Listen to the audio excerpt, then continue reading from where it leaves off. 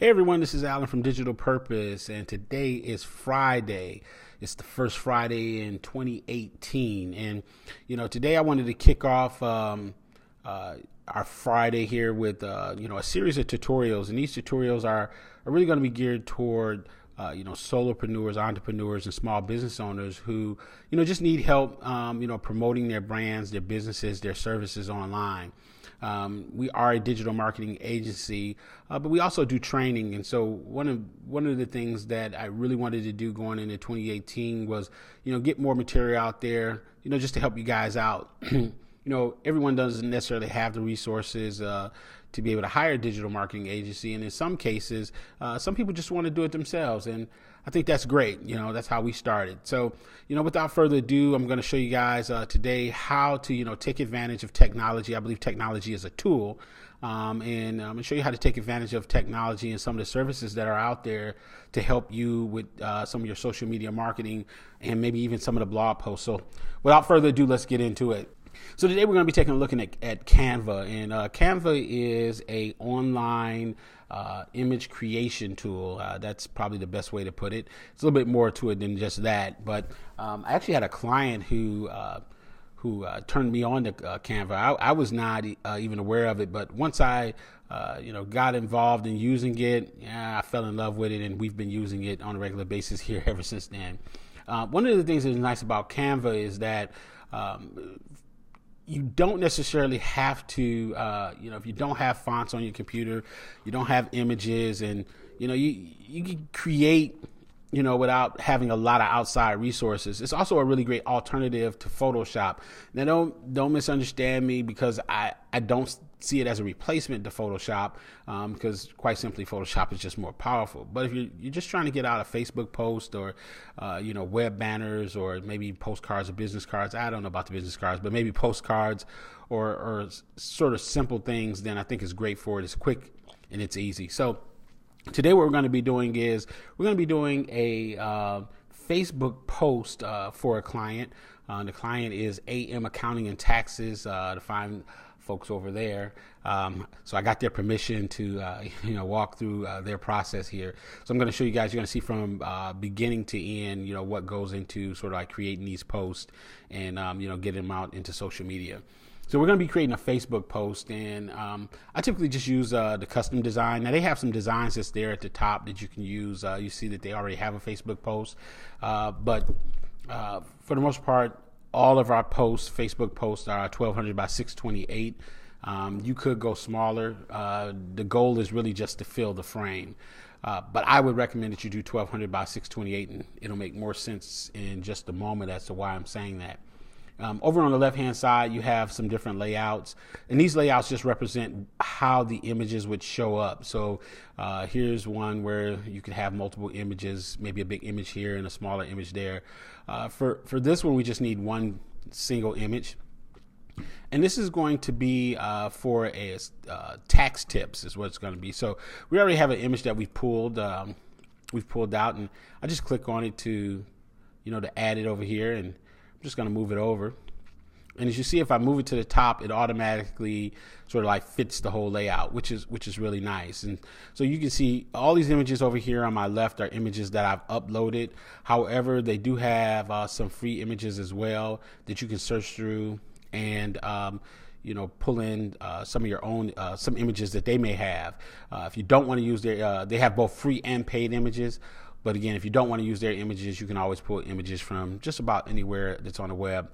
My recommendation to you is just make sure you're using copyright-free, or should I say royalty-free images, so that the photographer and or artist will be able to get their credits. Okay, so now that we have sort of like our image and what we want to do is we're going to take this space here to just fill out, for our text.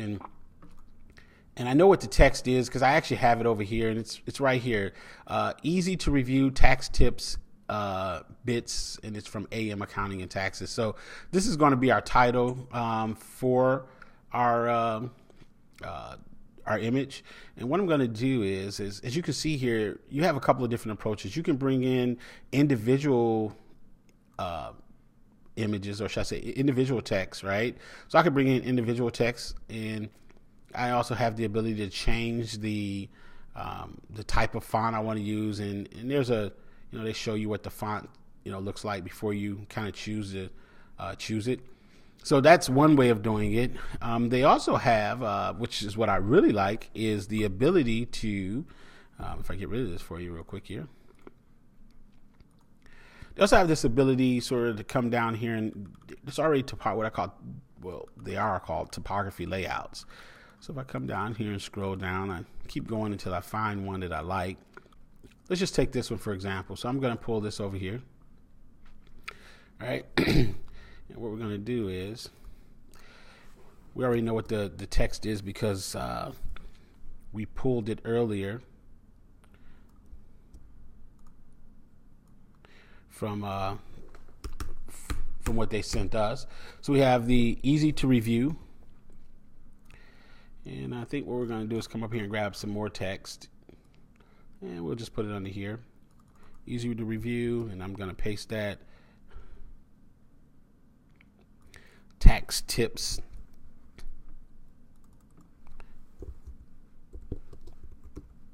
Now their original text said tax tips dash bits, but we're going to say tax tips and bits, just to kind of give it a little bit more flair in the wording, right? So there's that. I'm going to bring it up here, and I'm going to come to the top.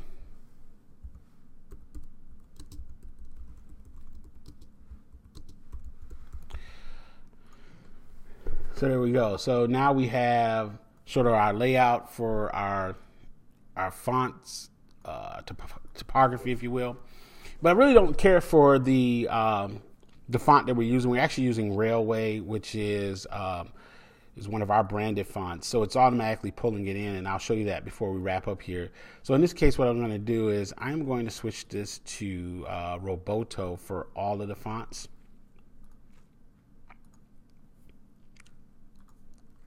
Again, you could just choose what you feel works best for you. That's the one nice thing about it. It's really easy to use. So there it is. Now we have some. Our font is not quite where it needs to be at in terms of the sizing of it. The AM Accounting and Taxes at the top is really too big, and easy to review is not big enough. So what we're going to do here is I'm going to make it bigger. I'm just grab the this little circle on the side, and I'm just going to pull out on it like so. And I'm come down here and grab this tax tips and bring it down. Now these two are actually joined together because of the way I brought them in. And if you notice over here in the top right hand corner, if I hit ungroup, it'll separate them so that when I affect one, I'm not affecting the other. So, and I don't want to do that. What I want to do is I want to make this one big, and I don't want that one to be that big. So we're going to reduce the size of the name of the company and increase the size, or should I say we won't increase it, but what we will do is give the impression that the easy to review is where we want to go with this. And so the last thing I want to do is kind of do something different with the spacing. Right now there is the space between the letters is at about 110, but you can kind of pull them in and move them out as you see fit. And I'm going to bring them in just a little bit, maybe right about to there. And I'm doing that because then I am going to increase this again.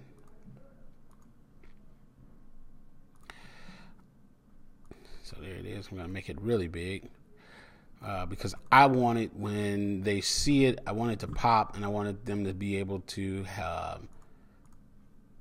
grab their attention as they're going through their timeline as they see this. So the last thing we need to do is sort of we need to get color, some type of color going here. Now I picked out colors before we kind of did this. There are times when I'll just use, and I think you can use your branded colors. So if your business colors are, blue and white, obviously you can make this blue. Sometimes to give an image a little pop, I will pull colors directly from the image itself. So if we look here, we can see that we have some colors here. We have browns here. We have the blue from the calculator, and over here in the far left corner we have purple. So we can pull from these images to enhance the text, and it's subtle, but it works. So I'm going to pull let's try pulling that blue and see what happens. Now I actually have a little tool to be able to do that. So I'm cheating a little bit here to see what the color is. So if I come down here, I can see what that blue is, and the blue I want is right about there, right? And then I just come back over to my tool to find out what that blue was, and it's right here. Stay still. And there's the blue, and I just need the hexadecimal code from that blue. And when I come up here, I'm going to add that color. And voila, there it is. Now, once I add the color, that color will remain there the entire time that I'm working in this actual file. So I don't want all three of them to be blue. So maybe we take the purple or we take the brown. In this case, I'm going to take that brown, and I'm going to do the same thing. So I'm just come down here, grab my color picker tool here, and it will just pull this brown right out of a hair. Right, and now I am going to do the same thing again. Find out what the hex code is, which is right there. And then I'm going to add that color.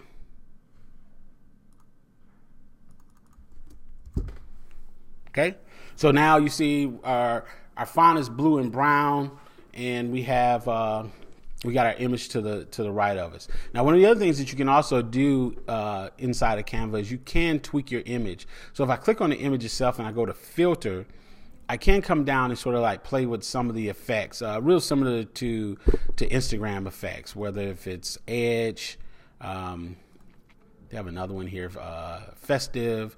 So you can kind of see, you can kind of play with them. And you can also make adjustments to the intensity.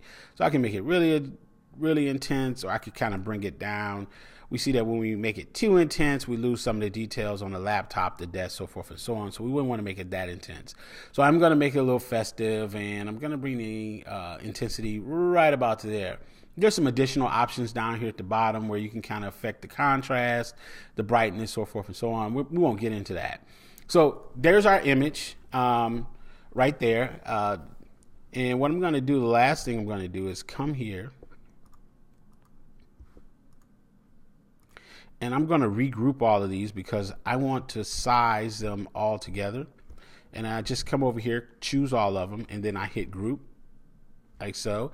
Now I can go back and just grab my single arm again, or should I say my selector there. And I'm going to move that over right about to there. So now it has a lot of pop, right? So I can see that as soon as it lands on the page. AM Accounting and Taxes, easy to review, tax tips and bits.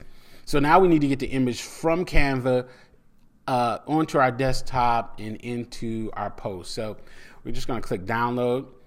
We'll go ahead and save it as a PNG. You can save as a PNG, a JPEG, a PDF, or also they now have the ability to save it as an animated GIF. Haven't quite played around with that yet, but I always typically just will save as a PNG for anything for social media. So we're going to let it go through, and we get a nice little quote while we're waiting for the image to render and save down to our desktop or to our download folder, wherever we want to have it at. In this case, I am going to call this, I just need to rename it, or name it, should I say.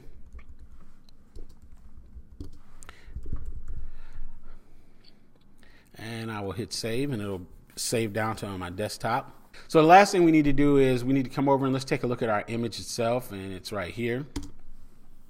And so, there's our image, our final image. And now the only thing we would do is we just, put this out on social media, with the supporting text.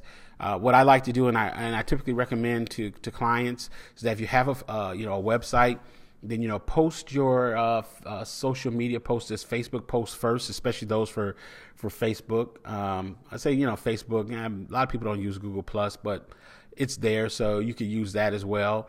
And then share it so that when the user or the visitor reads it, it sends them back to your site. Remember, your website is the thing that you own. You do not own Facebook, so it's always a good idea to send them back to your site, because when sending them back to your site, that's where you will have your promotions, your contact forms, so forth and so on. And, throughout the year, I'll be talking about how you can, take advantage of those, when you send people back to your website, how to capture those leads and turn leads into sales and getting email lists, so forth and so on. So anyway, that's it.